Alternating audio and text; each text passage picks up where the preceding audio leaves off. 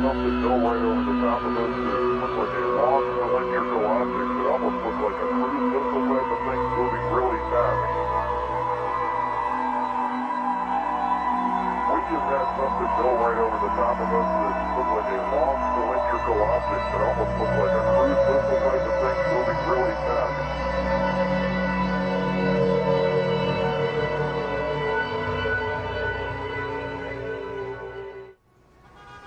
Right, well, welcome to the next episode of our Rich Planet Reactions video. Today we're going to be looking at something which is a huge subject and has quite a lot of episodes, even more than the Martian rovers, I think, in Rich Planet. We're going to start by looking at Richard's programs on 9/11, and that begins all the way back in 2010 with, I think, the 9th episode of Rich Planet ever, which was when he was still up in the Richplanet starship, beaming guests up. And the particular one we're beginning with is a six-parter. Well, in other words, episodes 9 and 10, so it's in 6 parts, with Richard and Andrew Johnson. And just as we were with the Martian rovers. And we're going to have a look at what they have to say. Look forward to it. Let's go. It's time to introduce this week's guest onto the Starship. And this week our guest has a background in software engineering. He has been campaigning for 9/11 truth and other issues for many years. His website speaks for itself, checktheevidence.com. So without further ado, let's activate the teleporter and get him beamed up onto the ship.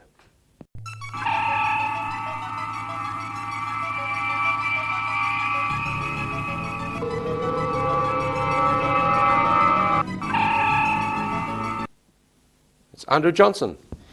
Welcome, Andrew. How are you? Very well, thanks, Richard. Thanks for inviting me. Good, good. And just a little bit of background first, Andrew. You were the youngest of 9 children. This is correct, yes. So when you went to school in the morning, did you ever get sight of the bathroom, or? Usually, yeah. A lot of them had sort of left home by the time that I was growing up and going to school. So it wasn't too bad overall. Yeah. Okay, right. Well, we're here to talk about an extremely serious subject, 9/11, which you've spent years and years investigating. And just before we go into the evidence, because we're going to look at video evidence in this particular program, what can we say about 9/11? I mean, it appears that almost half the world is in denial about it. I mean, what's the political significance of 9/11, Andrew, in terms of world power? Yeah, I mean, it's very important for a number of reasons. I think, I've come to understand, as we'll discuss later, why there are additional reasons other than the obvious ones, like the illegal wars in Iraq and Afghanistan. There are other reasons over and above those. I mean, those wars are essentially received public support because of what supposedly happened on 9/11, which was blamed on, sort of Al-Qaeda and Arabian terrorists and this sort of thing. But when you start to look at the evidence, you see that official story that was given out just doesn't stand up. And so we do need to re-examine it very carefully to check that what we were told was true. And I actually was on the UK Skeptics Forum the other day, which is a forum which is skeptical of what people would call conspiracy theorists, which is how some people might describe you and me. And I read an interesting quote on there, because a lot of people on that Skeptics Forum, actually, they don't believe the official story of 9/11. And somebody said, I would suggest that most of the psychobabble that is applied to the conspiracy theorists by psychologists and so-called skeptics actually most often applies perfectly to themselves. I suggest the conspiracy deniers are guilty of the very charges they accuse the conspiracy theorists of: ignoring evidence, faith-based decisions, emotional decision-making, presumption, to quickly basing one's opinion on partial evidence. But we're going to look at some video evidence. We've actually split the video evidence up into evidence that was shown on TV and evidence that was filmed by members of the public, and further split that up into what was shown live on TV, because that's important, and what was shown on the evening or later in that day. And there's actually very little footage that went out live of the planes hitting the towers, isn't there, Andrew? Yeah, that's it. I mean, I think one of the interesting things when you look at it, we're going to talk in quite some detail about the video problems with the video evidence, but even if you look at the nature of the video evidence generally, in that the first plane supposedly hit, and then all the news networks went to the towers and they were interviewing people asking what they saw, but none of the news networks have footage of the second plane coming in from the ground. When the crews were already there, all we've got is 2 live shots from the air, which were filmed from the air, which we're going to talk about later. So that's quite a significant fact. Okay, so there's no professional TV news media footage of the first plane hitting the first tower because it was a surprise. There's no news media footage of the second plane hitting filmed from the ground. Correct. Only from a couple of helicopters. Correct. And I think Chopper 5 and Chopper 7. Yeah. So and these were aired live. And there are multiple problems with what was aired live, Andrew, that we're going to take a look at now. So this is the Fox News Chopper clip, and I'm just going to call it up now. As you look at the picture from our chopper now arriving at the scene, Jim Friedel in Hoboken said it appeared to bank sharply and smash directly, perhaps purposefully, into, oh my goodness. Oh, God. Okay, so here comes the first problem. Now, obviously, it didn't say fade to black in the original broadcast, but it did fade to black for 15 frames. I can attest that I watched it live as the second aircraft impacted the building in shock, obviously assuming that this was just an accident, and obviously everything turned on its head the minute I saw the second aircraft approach, and I actually saw it approaching, and I was saying to myself, oh my God, there's another one coming in, and there it happened. So they were mentioning earlier that there was very limited live feed of the impacts of the aircraft initially, and then obviously subsequently people had camcorders and so forth that came later on. That makes sense. I mean, you're not going to get everything live, and especially this time when a period when obviously broadcasters had limited eyes on this at the time, and obviously everyone was starting to obviously get the picture that something's going on. All the news cameras are going on there. You've got to remember, people are probably rushing down towards the buildings to capture what's going on and so forth. So there was a lot of limited sight of what was going on by camera. But there was definitely a live feed, and I definitely saw it happen live, and I felt I saw the reactions of the news presenters and so forth as it happened. And myself, I reacted the same. I was in shock. So, it was a live feed as far as I saw. There's another one. Now, there are a number of problems with that, aren't there, Andrew? Yes, absolutely. And again, as I've said when I've spoken about the video evidence before, if you just sort of look at it as if you're watching a normal news broadcast and don't pay much attention, it looks okay. But if you start to look at some of the details, and as you've mentioned, we've got 3 problems there.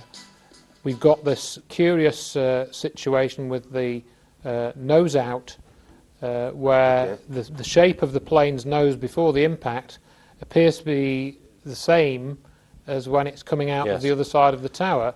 Okay. Which again, you've got to think about that just for a minute. And how can a... Well, I don't really have a problem with that. I think that you could easily get a smoke plume or a debris plume that would approximate the shape of the impact. Considering the distance and the quality of the cameras and images of that time, it could be some sort of artifact of maybe, like you said, a smoke or a piece of debris of some sort flying out the other end. Obviously, or even just a sort of literally like where the window of between the sort of big bits of steel, you could literally have got a sort of slice that went through one gap and came out of another that was literally almost dust. Yeah. That could have approximated the shape of the plane. Yeah. You've got to remember the air pressure, the instantaneous air pressure once impact occurred could exactly match the shape of the actual physical object itself. Right. And like I said, debris will flow with that. Well, force. no, it wouldn't. But it would sort of plume out. It would, sure. It did plume out. But let's just say it was the plane made it most of the way through the building and hit the window the other side, which I think is reasonable. If looking at the whole, it could have smashed through like bits of glass in an approximate shape of the plane, or bits of, I don't know, bits of desk, bits of... The building was like a cheese grater to that aircraft. You've got to remember that's an airframe is mostly aluminium at that time and some composite. It's designed to be lightweight, but strong, but lightweight. But against a massive RSJ, bar of steel holding up millions of tons of concrete and steel, it's not going to survive very long. It's going to be completely obliterated into microscopic pieces. But it's also, if you think about the pressure, once the nose has given way, it's basically a cookie cutter. If you think about the pressure of that aluminium, the pressure behind, and also it's strength. The strength is long ways through the fuselage of the plane. I think it could. See, the problem is that the nose wouldn't survive. That is the problem. The nose is made out of composites. Yes. In other words, it was fiberglass. It would never be the same shape as that. Yes. So maybe that is a bit more confusing. Maybe that is a bit weird. For me, it's an imagery artifact from a camera that's not got very good focus. It's a massive zoom. It's massive zoom, and you could confuse that with a plume of smoke. Yeah, the interesting part is the way they cut the feed. Yeah, that's the interesting part. That's the only thing. Well, you cut the feed. Why would you cut the feed? Would you have switched to a different? Would you switch to a different battery or a camera, or what switch? What would you switch on as an editor sitting there controlling the cameras and at that controlling moment, what's going on? What are you going to do? You wouldn't have wanted to get your eyes off of that at the time. You would have wanted all cameras on there. Maybe it was a camera right next to it, the original camera that they had to switch to, so they switched the feed instantaneously. I don't think you'd switch the feed. I mean, it's. But they didn't switch the feed. You can see it's the same camera. Anyway, let's just have another look at that bit. Plane's nose made of carbon fibre and light materials go through a structure which has multiple steel girders and then still come out intact the other side. Yeah. So the plane's nose is made of fiberglass, and there was no way it could possibly go through a steel building and come out the other side. It would be smashed to smithereens. And the clip we're just looking at here compares the nose before it goes in and as it's shown in the video when it comes out, and it's provably the same thing. Which it's the nose. There's the comparison there. Absolutely. You can see those two things overlaying almost perfectly, which is physically impossible if that video is of a real event. Okay, and this suggests that was not an actual plane, a real plane, that it had been composited on the sky. So there was a separate piece of video footage. Did they have that sort of technology there to do that sort of special effects? Live? What, disclosed? Well, this was a live feed. So if you're going to, let's go back to hang on a second. What I was going to say, though, was it wasn't just... If you think about where the plane hits, a huge amount of what appears to be fuel burns. I mean, how would you do that without a plane? You couldn't do that with a laser beam. No. Or a particle weapon or an energy weapon. Something struck that building full of gas. Yeah, or petroleum or petrol or whatever the hell you want to call it. Yeah. Now, maybe not as much as a real plane would have. I'm prepared to accept that, because if you think about a real... I don't know how far had it flown, Flight 175? It had just taken off. I think it had taken off 15 minutes before, hadn't it? I'm okay. not sure. I can't confirm that. Okay. I don't think they would have travelled a long way. But they might No, you couldn't have got away with it, could you? You're right. But, okay, so to me, like, you would have thought that if it hit with that much fuel on board... I take that back, actually, because at the time, people were allowed to sit in the cockpit. People were allowed, if you were a pilot, you were allowed to have your family member sit in the cockpit with you, or another flight member. So the doors were not locked at that time on the aircraft. So if you were supposedly to be hijacked, you could be hijacked early on in the flight, and the flight could have been taken over. But because it would have been tracked on the radar, and it would have gone off course, and then they would have F-15s would have had you. Would have had you by then. Yeah, so it must have been really late. Relatively, yeah. with the silhouette of a plane in it, which was then basically composited live into the real image. Now there are other problems with this as well, Andrew, aren't there? Yes, I mean we're seeing the shot taken from just before the plane comes into the shot, and if the camera has zoomed out, there is a 3-stage zoom, I think, as described in this clip, and then in the position where the camera is zoomed out, you can't actually see any plane. And if you try and plot the position back, as you've done with the still you generated, you can't actually see the plane in the shot. Now what we're seeing here is the maker of the film, of this film, who's Simon Shack. Yeah, Yes. Simon Shack. Yeah, he believes that there's what's called a layer mask in this picture, which is shown there by this red dotted line, and that the composited plane was supposed to basically disappear behind, the left side of that layer mask, but the camera angle drifts slightly. Therefore, the position of the edge of the layer mask drifts to the left of the tower, which is why you actually see the nose. Yes. You see it here. There's the drift of the layer mask, and there's the nose. And interestingly, in this image, you can actually see where the nose does go behind the actual layer mask, which was intended to be behind the building. Yes. I mean, if you take the stills one by one and analyse them closely, you can see those sorts of...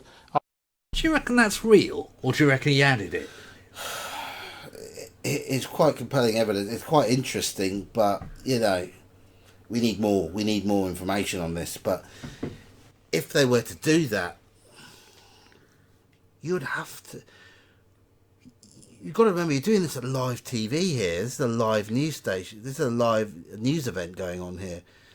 To do all of that and layer it perfectly and to make it falsify it. Well, when you say live, well, of course, there's a 5-minute lag or something like that, but there's no less than that. This is happening now. You got to remember, this is live going on. Well, yeah, of course that's true. No, but how are you going to edit it like that? No, but what I'm asking is, this Simon Shack bloke. I mean, he could have done that himself to make it look more dramatic. Yes, exactly. He could be trying to back up his story by. Well, it could just be a CIA disinformation bloke screwing everyone, because that's what everyone seems to do. And this is lends to what you said earlier in the program, where like our previous videos, the waters are muddied before the public are exposed to all this. They muddy it all up, and they think about how they can sidestep people's opinions and so forth, divide opinions and all sorts before they've thought all of this out. Well, hang on, we're starting to blame. That means no. If this is some sort of cover up, of any sort, they've had to have had a strategic think of what's going to happen. But how could you possibly coordinate? I mean, to me, this would come back to what we were talking about, the end of the Martian conclusion. The whole of the top layer of society would have to be so dirty. Literally held together with, mass murdering pedophiles and God knows what. I mean, how else could you hold something like this together with nobody? I mean, you're talking about a situation where the guys in the control room of the studio doing the live feed would have to be in on it. At least the top guys giving the orders, saying no, put a thing, and that's a big thing to ask someone to do, is to cut a frame in on especially a live feed. Yeah, on a live terrorist attack. I can't believe that. Yeah, it doesn't seem credible. It's just impossible to me. It's almost as if Andrew's falling for something that's just. It's kind of ridiculous. Yeah, it's not enough. It's not enough to believe. How could you do that? You'd have to know exactly which crew were going to be in the studio room. You'd have to know exactly where the camera was going to be. The cameraman would have to be under orders to keep the camera in the right bloody place. And if you're going to put a pre-recorded image dump of a plane going through a building, and overlay it onto a live, or what they say is a live feed of a terrorist attack, just think of the amount of work that takes, and like you said, the coordination. I'm not sold on it personally. I'm not sold The on it. only way but, I could think you could pull that off would be a false feed. But we're talking 2001 here. I mean, how good was special effects then? You know, if you were to do something like coordinated a live TV broadcast. But what if? I know Richard's beaming people up in what if it's spaceships just here, like but the it's not quite Martian? the same. What if it's just like the Martian rovers? What if the signal the studio was receiving was fake already? It wasn't what the camera people were seeing. You know, the whole thing could be I mean, if we're talking about the same belief as the Mars rovers thing, we believe that most of those people weren't in on it. Yeah. What if they were giving them the wrong feed from the very beginning? And they could have made that up in advance. It's a possibility. It's certainly a possibility. Unlikely, but it's a possibility. It is a possibility. I can't say yes or no, but why go to those lengths unless the coordination?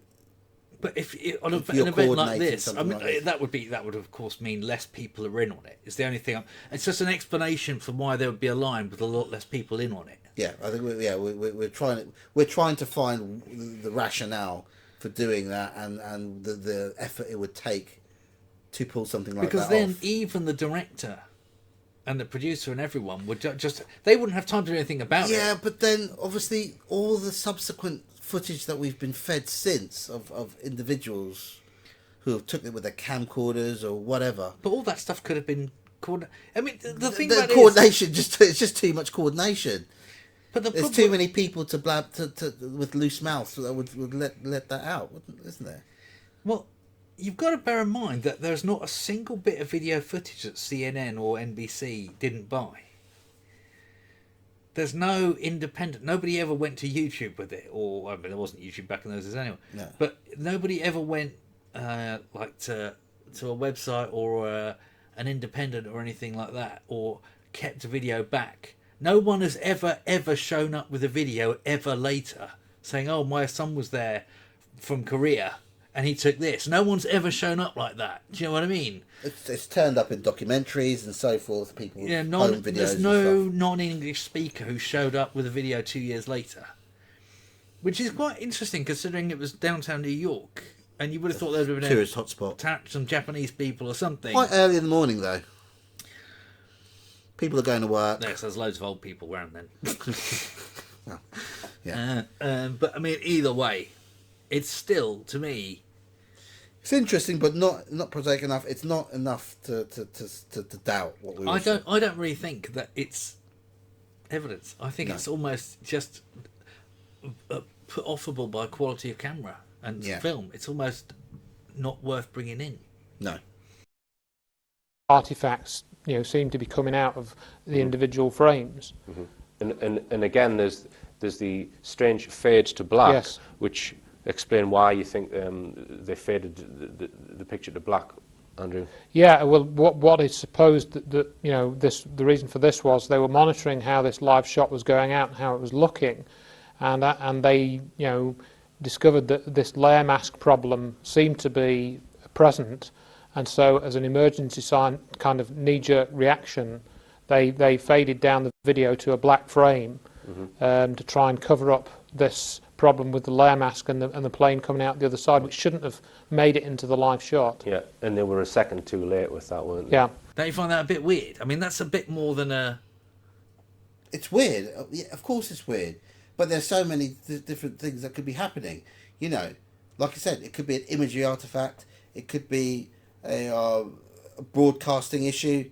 There could be so many different reasons for them cutting the feed, and also, we don't know. Firstly, we don't know if that's some sort of camera artifact that we're seeing with the nose coming out. It's not the nose coming out. It could be a bit of debris. It could be a bit of smoke. It could be anything. It couldn't. It might not even be. What we think it is. Yeah, I hear what you're saying, but I mean, I was just discarding it as being of any relevance at all, and suddenly they turn the screen black, which gives me cause to say, hang on a minute, we need to reevaluate this. Well, yeah, fair enough, but I mean, that is one hell of a coincidence. If that happened as the ball went over the line of a football match, people would be like, what the hell? And it happened exactly the moment this thing went through the... I mean, it's just a bit weird. I agree, it's weird, but I can't explain it. Okay. Frame to try and cover up this problem with the layer mask and the plane coming out the other side, which shouldn't have made it into the live shot. Yeah, and they were a second too late with that, weren't they? Yeah. Okay, now this is what you were talking about before. So we've got the problem that the fact that someone's tried to black the screen off. We've got the problem with the nose out. And then this third problem, which you just mentioned, Andrew, that the fact that the plane is not seen in the wide shot. Yeah. It's just coming up now. And I've illustrated this in my, as you said, in my diagram where Absolutely, the towers were 1/4 of a mile high. So if we turn one of them on their side, we can measure approximately a mile. And based on the speed the plane was travelling, the plane should be in this shot here now, and it's nowhere to be seen. So that indicates that in the tight shot, the close shot, that the plane, basically we weren't meant to see that live shot. So essentially the plane was only composited in the near shot. Because obviously if they'd composited it in a wider shot, they would have to use a smaller image. They'd have to composite a different. I don't think you'd be able to see that plane at that zoom. Not with the quality of camera again. The pixelation would have covered it up. Plus, you have the so much smoke. Well, whatever that stuff is. Yeah.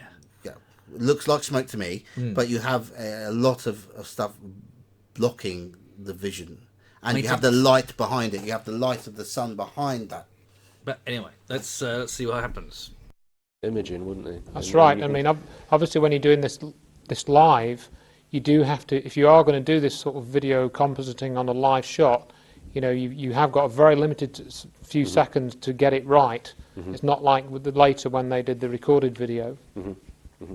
And that didn't actually go out exactly live, did it, Andrew? I think there was a 17-second delay from when it's actually happened to when it's broadcast. I believe that's what it says in September Clues. There was this 17-second delay, so they did have a slight amount of leeway to kind of do various things, and that's perhaps part of what this fade to black was also involved with. And there's also this audio beep as well, which I think if you listen to a couple of the videos, there's this mysterious audio beep that you can hear, which Simon Shack points out in his film, which again is 17 seconds before this fade to black or after it. I can't remember which, but you can see this in the full September Clues film. Okay, so what can we say then in general about that particular clip, Andrew? That they had an image of a plane which they just... I just want to say that I find that clip pretty credible. It looks like a plane crashing into a building to me. It's always been that to me. I saw it live, and I believed it when I saw it. I was watching the newsfeed physically. That angle's not a particularly good angle, but the one from where you see it crashing from behind, where all the fuel goes up, I find pretty flipping convincing. That it was a plane, or I mean, maybe they dumped some fuel, and that's why it wasn't such a big. It depends on at what point of the journey the aircraft. Well, it depends on what point of the journey the aircraft was hijacked. If it was towards the end of the journey, it was hijacked, then it would have little fuel in it. So that's something we need to obviously investigate. So we're thinking there's about 10,000 gallons. Animated in at constant speed with a layer mask behind to make it look like a real plane. So what made the explosion then? You would say, well, if that's been added in, what made the explosion? Can we ask that question? I think that's a good question. I think all those questions should be asked, and you should try and find the answers. The explosion, as I understand it, which we'll cover later, was not made with a plane. It was made with an energy weapon. Okay. I just can't see how that's possible. It would flare up like that, like a sort of. Well, firstly, I've never seen an energy weapon powerful enough, apart from something on Star Wars or Star Trek. So I can't judge what an energy weapon would look like in the real world. I suppose if it vaporised a lot of stuff, it would look like that, wouldn't it? Instantaneous vaporisation, yes, but would it have that sort of plume? If you're directly aiming an energy weapon at steel, first of all, the steel will spark and melt and so forth. It wouldn't combust like that instantly because there's no fuel there. It's just metal burning very high temperature. Well, so let's just talk about. I'm assuming. Let's just talk about let's just say that nose is really composited in just for a second. Just for a second, let's say that. how would you get the burst to come out of the other side unless the energy weapon was firing acrossways? You'd have to have the energy weapon at the same height of the plane. It would have to be on a building somewhere pointed at. Yeah. Pointed It at. would literally have to be the same height of the plane. Yeah. And where would it be? Well, are you trying to tell me they turned a whole story to dust in 1 second with an energy weapon? If they turned it to dust, then that should have collapsed straight away. If it was that powerful. Because all it's done is blown out the windows, killed all the occupants inside, and damaged some of the structure. It didn't go through the middle, though, did it? If you look at the way it sort of goes across the side and the corner. Well, the aircraft didn't go right smack bang in the middle and then come out smack bang in the middle of the other side. It came out at an angle. Yes. But it sort of cut the corner, didn't it? Yeah, it kind of cut into the corner. Even if it was an energy weapon, I don't think it would fall over. And when you look at clips of the after effects of the impact, you can see indentations of something physical hitting the building. And it's the shape of a plane. It's not a burn mark. It's not a hole. An energy weapon is so directed. It is fully focused on one point, and then it burns around that point. And it will be an equal burn around that point. It's an energy weapon. It has to be focused. You know, if you're shooting a laser, it's not a bullet. It's not something that fragments as soon as it hits the hard object. It is something that burns and pierces through. If you look at a welding tool, but or something like that, you have a high energy.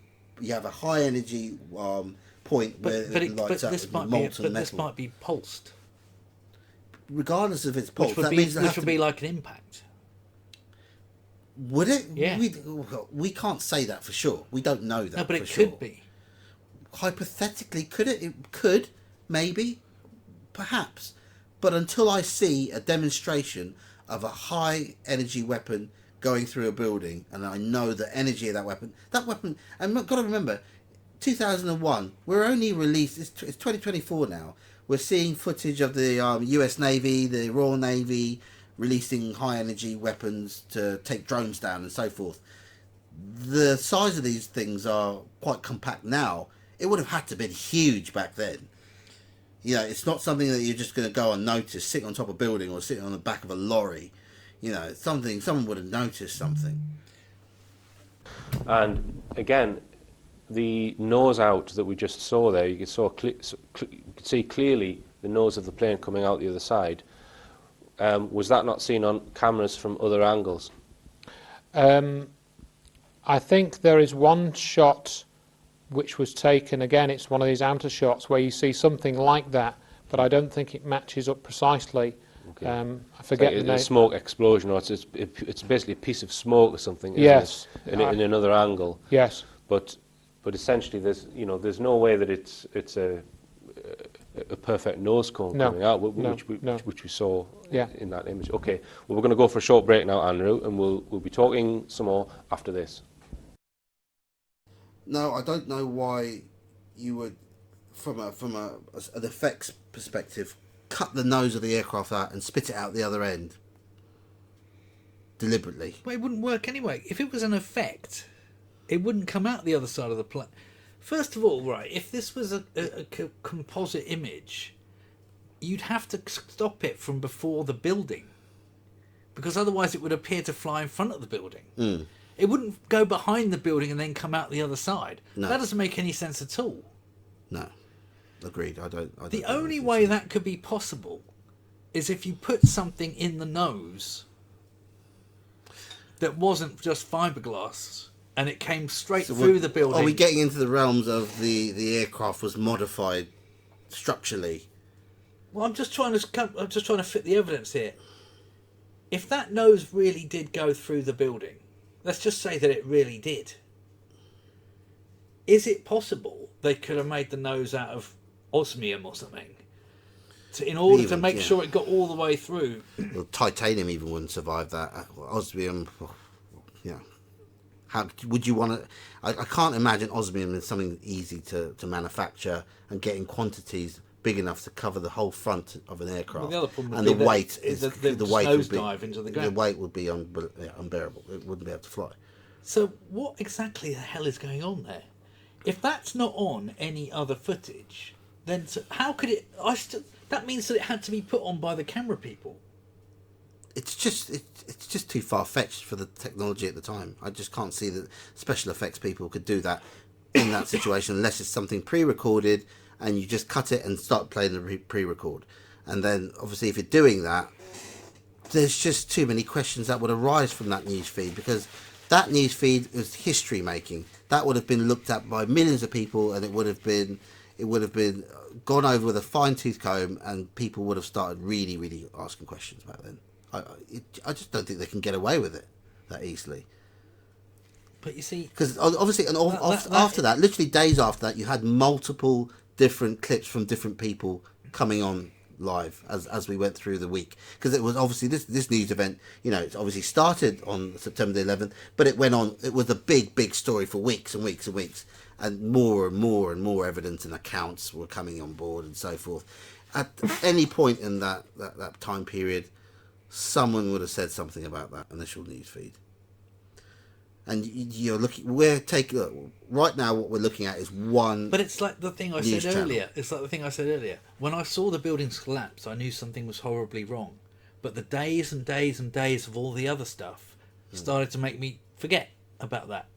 We don't know where any of that footage came from. We don't know whether any of it's real, taking your skeptical attitude for all of this. Something truly weird happened with that nose thing. Now, I can't think of any reason. I can't see any way it could be a special effect from the camera. That makes no... Because, okay, let's say you did... Okay, maybe this is what they did. Let's just say you put a mask on the building. And you kept the mask off the building on the other side so you could see the clouds moving. Otherwise it would screw up your picture and look weird. And then... Well, the building's static, so it's easy to put a mask on the building itself if the camera doesn't move. But the camera did move. The camera exactly, moved to the left. The camera left. moved. And if so what they'd neglected to do was put a mask for that layer of... Well, maybe wouldn't have had that back in those. It wouldn't have been digital. It would have been... analog. It would have been literally analog. And the composite plane started to come out the other side, and that's why he went to black. But that would have to mean that the plane wasn't there. And the physical evidence at the time, from what we were shown subsequently, which is what you're saying could have been faked, or whatever, showed that there clearly was an impact of a physical object in the building. So if the plane never hit the building, and they're making out it did hit the building, then we're in a whole world of trouble here, because I can't believe that. You know, we've all been asleep dreaming, haven't we? I can't believe that. I mean, I can't believe it. The building has a plane-shaped hole in it, which to me means that it got hit by a plane. Yeah. You know, I mean, if you came round to the side of your house and there was a car-shaped hole in the side, what would you think happened? And a few bits of car. Well, yeah. Okay, well, I think we're going to have a good look at this. I mean, that's the end of that first episode, and my goodness, it's given us a lot to think about. Yeah, hope you enjoyed it, and we'll see you for the next one.